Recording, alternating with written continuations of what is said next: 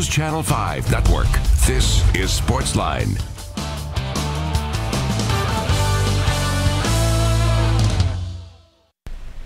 Welcome to Sportsline, everybody. Jon Burton with you on a Wednesday night. It's the Wednesday extravaganza. It's our special show. Quite frankly, my favorite show of the year. It is WrestleMania preview show. WrestleMania 34 coming up this Sunday in New Orleans.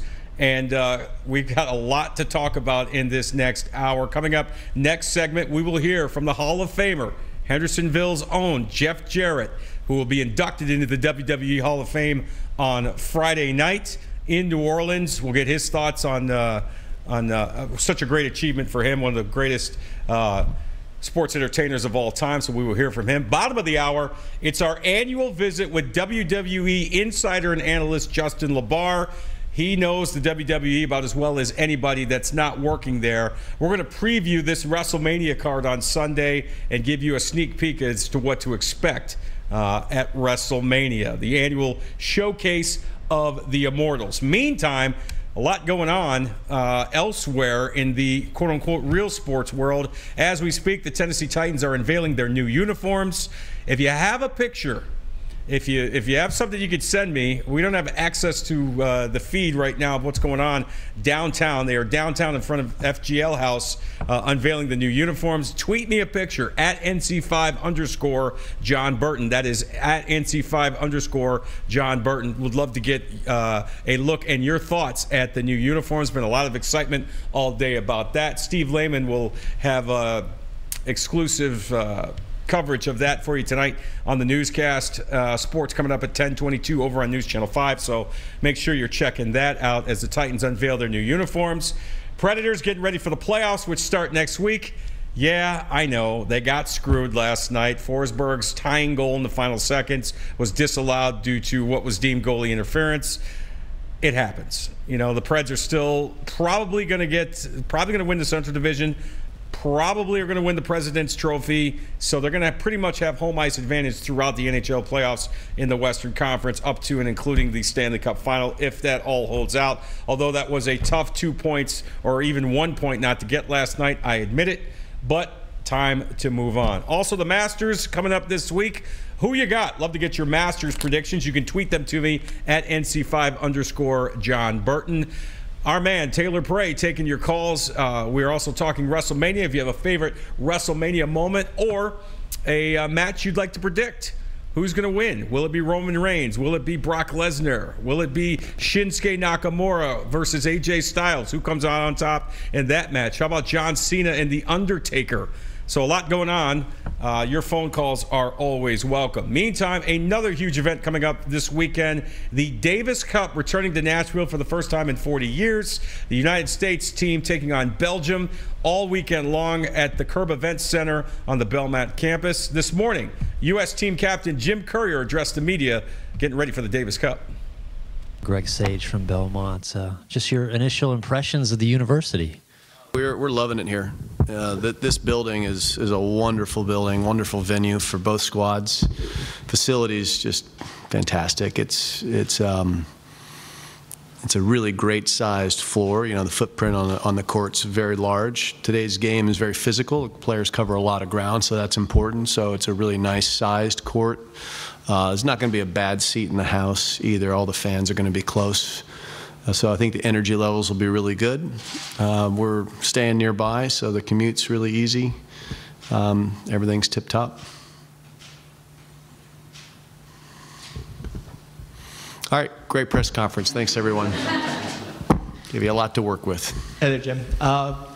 First of all, can you describe yesterday's Net Generation event, what it was like for you and the players to play with local kids, and just your overall impressions of Net Generation? It was a wonderfully organized event. The kids were very enthusiastic. There were a lot of good young players out there. This little girl, this left-hander, just almost knocked me down with her forehand. I was at the net, minding my own business, and she roped one. So there are some good, young, talented players that really love the game, and the Belmont teams, male and female, were out running the program and assisting with the USTA, and there was just a lot of really nice energy there.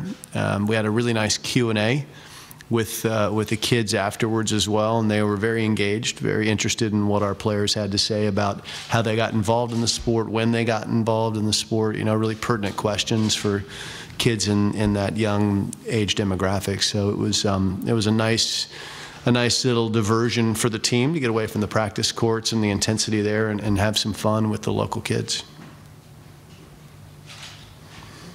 Jim, the last couple of days, you guys have talked about the rowdy atmosphere that you expect that the Davis Cup brings. Can you kind of give folks a sense of what that may be and what they can expect here? Sure. Well, when we go on the road, you know, the foreign fans will oftentimes have bands in the stand that will lead sing-alongs. If you're familiar with watching international soccer matches where they're singing songs and chanting, that's a very common occurrence in a Davis Cup match abroad. Here, our fans will usually get into a lot of USA chants.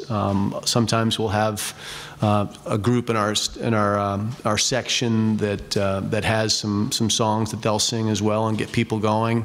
But it's very much a interactive atmosphere in between the points. Very high energy. Our players tend to be a bit more emotional in Davis Cup because they're playing for their nation and for their teammates than they might typically be in a standard ATP or Grand Slam event. So it does bring out a lot of intensity both on and off the court. So what is your outlook for this team, and what's the benefit of having the full 5 players compared to 4 in the first tie? Yeah, so if Jack Sock had been healthy and ready in Serbia, he would have been there as well. We would have most likely had 5 players on the squad. That's a new thing for this season. Davis Cup has traditionally been 4 players on the squad as long as I've been around the competitions. This is the first year they've offered that. We, as a nation with great depth in men's tennis, can benefit from that, and we're doing so. So we have the five players here that can all play a high level of singles and doubles in any combination. It gives us a lot of flexibility. Hopefully we'll all remain healthy and we won't have to make decisions based on health, but that's also a possibility in Davis Cup weeks. So we're prepared for whatever comes, and we're lucky. I'm lucky as the captain. I think American tennis fans are lucky that we have so many great options and all the players that are passionate and want to be here. Even if not everyone is likely to hit the court, they still want to be here and want to be a part of it because we're trying to win this whole competition this year. We always are trying to win the competition, but we're still alive this year. Can't go back and win last year. I think that gentleman has one.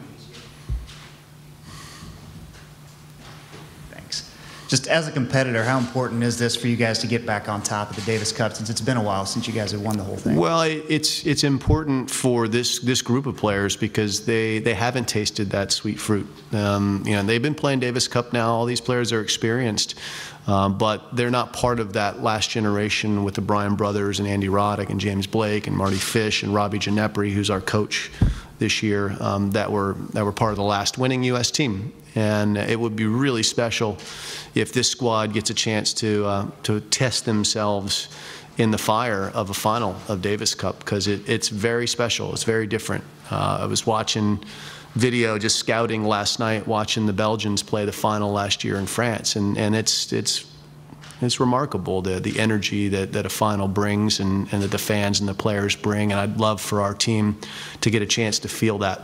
And it would be, you know, a real privilege as the captain to be there, but it would be for these guys who've been grinding it out and traveling around the world on behalf of U.S. tennis, it would be really special.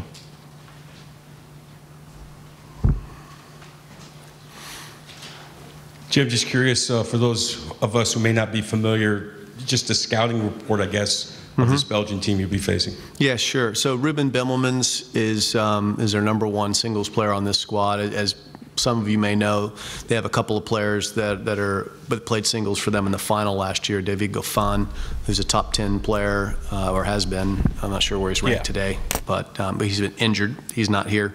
And Steve Darcy, who's also been an excellent player, who's also injured and here helping them as a coach actually this week. They're not playing, so Bimmelmans is their #1 player. A quality player. He's beaten Jack Sock at the U.S. Open. He's a left-hander, very good all-around player, stylish player, good hands at the net, good singles, good doubles player. Their second, most likely their second singles player, Delore, is a little bit more of a powerhouse player, a little bit more straightforward. He's a big guy. I mean, looks like he could be like a small linebacker. You know, he's good size, solid, sturdy, hits the ball big. He and Bemelmans played doubles for the Belgians last year in the finals. All right, that's some of what Jim Courier had to say, the U.S. Davis Cup captain. Of course, the Davis Cup, USA taking on Belgium this weekend at the Curb Event Center on the Belmont campus. Another huge sporting event coming to Nashville. Well, there's a huge sports entertainment event coming up in New Orleans this weekend. WrestleMania weekend is upon us, and Friday night is the Hall of Fame induction ceremony, and one of Middle Tennessee's own, Jeff Jarrett, will hear his name called for induction into the Hall of Fame. When we come back, we are going to hear from the King of the Mountain, get his thoughts, as he is just 2 days away from getting into the WWE Hall of Fame. And then later on, Justin Labar joins us. We're going to preview the entire WrestleMania card. So if you're a wrestling fan, this is the show for you. Stay with us. We're coming right back on Sportsline.